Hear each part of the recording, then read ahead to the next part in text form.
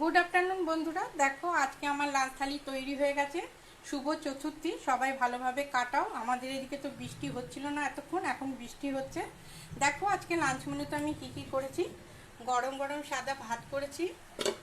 এখানে করেছি আমি কাঁচা মুগের ডাল, এটা আমি উচ্ছে দিয়ে করেছি, এটা আদা বাটা দিয়েছি, একটু জিরে ফোড়ন দিয়ে করেছি। এখানে করেছি ডাল দিয়ে খাওয়ার জন্য একটু কড়া করে আলু ভাজা, আর একটু এমনি একটু আলু ভাজা। মানে অনেকে আমাদের বাড়িতে কেউ কেউ কড়া আলু ভাজা খায়, কেউ এমনি অল্প ভাজা আলু খায়। এই হচ্ছে আলু ভাজা।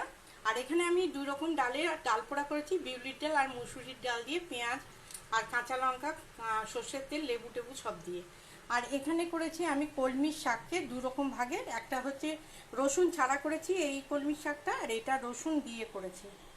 আর করেছি এই যে আমি করেছি এখানে সোয়াবিন আলু দিয়ে একটা তরকারি করেছি, কষা কষা পেঁয়াজ রসুন দিয়ে। এর মধ্যে কোনো কিছুই তেমন দিইনি, একটু পেঁয়াজ রসুন দিয়েছি আর টমেটো দিয়েছি, একটু দই দিয়েছি আর একটু লাস্টে ধনেপাতা দিয়েছি। এই হচ্ছে আজকে আমার লাঞ্চের মেনু।